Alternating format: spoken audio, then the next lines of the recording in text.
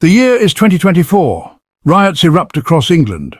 The left's response? A stark departure from their reaction to the 2011 unrest. Back then, austerity and economic grievances were the culprits. Now, it's simply thuggery, criminality. The elephant in the room, mass immigration, goes unmentioned. This silence speaks volumes. It reveals a deep unwillingness to engage with the anxieties of ordinary Britons. The left's hypocrisy is deafening. They decry inequality while ignoring the impact of mass immigration on housing, wages and public services. The influx of low-skilled workers strains resources. It exacerbates competition for jobs and affordable housing. Yet, any mention of these realities is met with accusations of racism. This refusal to engage in honest debate alienates those who bear the brunt of these policies. The Conservative Party, once the standard-bearer of British values, appears equally lost. Their response to the immigration crisis has been tepid at best. They have failed to control borders, ceding ground to figures like Nigel Farage. The result? A party adrift, out of touch with its base and seemingly incapable of articulating a coherent vision for England's future. This failure stems from a profound identity crisis. By mimicking the left's embrace of identity politics and open borders, the Conservatives have alienated their core constituency. Traditional Tory voters, once the backbone of the party, feel abandoned.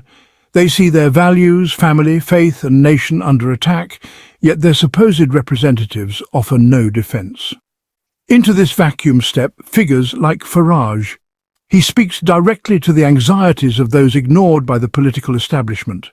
Platforms like GB News amplify these concerns, providing a space for perspectives shunned by the mainstream media. Mass immigration has undeniably transformed Britain. The country's ethnic makeup has shifted dramatically.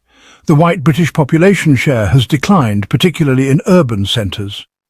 This demographic shift has fueled anxieties about the future of British identity and social cohesion. The pace of change has been rapid. Many communities struggle to integrate newcomers, particularly those from vastly different cultural backgrounds. This can lead to social fragmentation. Parallel societies emerge, with limited interaction or understanding between groups. Trust, the bedrock of any cohesive society, erodes. Addressing these challenges requires honesty. We must recognize the importance of integration, of fostering a shared sense of belonging. Dismissing concerns about these issues as mere racism is not only intellectually dishonest, but also counterproductive. Central to this debate is the question of English identity itself. What does it mean to be English in the 21st century? The left often dismisses this question as a dog whistle, a coded way of expressing prejudice, yet for many it is a genuine concern. It is about preserving a sense of shared history, culture and belonging. English identity is not about exclusion.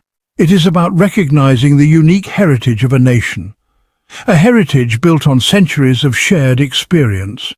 It is about valuing the traditions, customs and values that have shaped England. This sense of belonging provides a framework for national life, a sense of continuity across generations. The left's insistence on a purely civic nationalism rings hollow for many. This vision of national identity, devoid of any cultural or historical grounding, feels abstract and uninspiring. A healthy national identity must acknowledge both the civic and the cultural.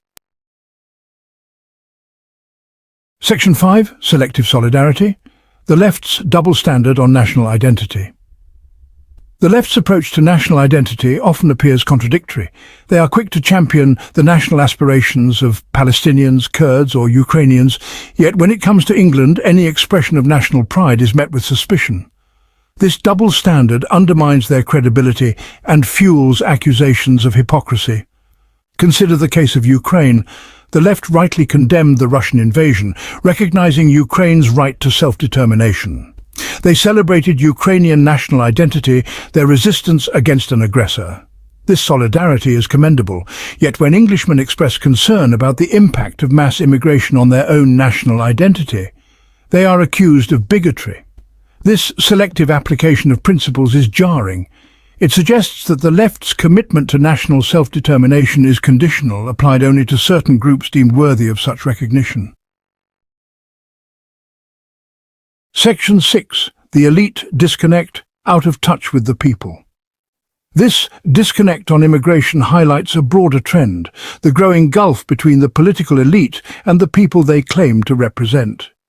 This elite, drawn from the upper echelons of society, often seems detached from the concerns of ordinary Britons.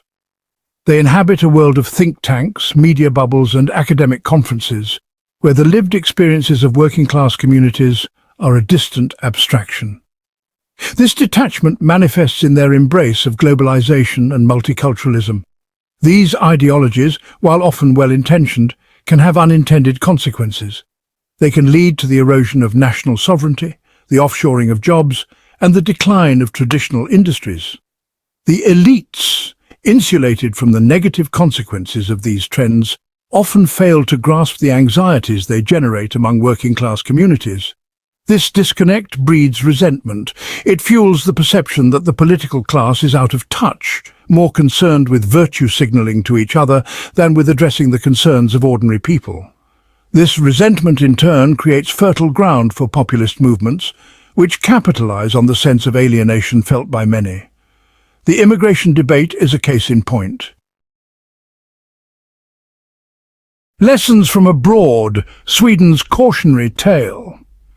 The consequences of unfettered immigration are not theoretical. We have real-world examples to learn from. Sweden, once held up as a model of social democracy and tolerance, now serves as a cautionary tale.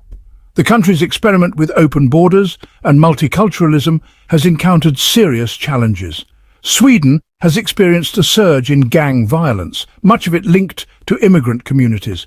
Parallel societies have emerged, with limited integration between newcomers and the native Swedish population. The welfare state, once the envy of the world, is strained under the weight of mass immigration. These problems are not easily solved. They are the product of decades of misguided policies, of a refusal to acknowledge the challenges inherent in integrating large numbers of people from vastly different cultural backgrounds. Sweden's experience should serve as a wake-up call. It highlights the need for a more measured and sustainable approach to immigration, one that prioritizes integration and social cohesion. The East End's transformation, a microcosm of change. The East End of London, once a bastion of working-class English culture, provides a microcosm of these challenges. This historic heartland has undergone a dramatic transformation in recent decades, driven in no small part by mass immigration. The area's demographics have shifted dramatically, with a significant decline in the white British population. This transformation has brought benefits, injecting new life and energy into the area. However, it has also brought challenges. Long-time residents, many of whom trace their roots back generations, speak of feeling like strangers in their own neighbourhoods. They see their traditions fading, their way of life eroded. This sense of displacement is compounded by the lack of affordable housing. As property prices skyrocket, driven in part by demand from new arrivals, working-class communities are priced out of their own neighbourhoods. This displacement fuels resentment and a sense of powerlessness. Media narratives framing the immigration debate. The media plays a pivotal role in shaping public perceptions of immigration. Unfortunately, too often the coverage is simplistic, even dishonest. It reduces a complex issue to tired tropes and inflammatory rhetoric.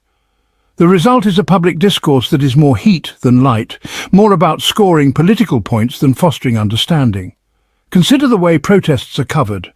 Those in favour of mass immigration are often portrayed as righteous activists, their motives beyond reproach. Those who express concerns, meanwhile, are branded as bigots, their views dismissed as beyond the pale of acceptable discourse. This skewed coverage reinforces existing biases and shuts down meaningful debate. This lack of nuance is dangerous.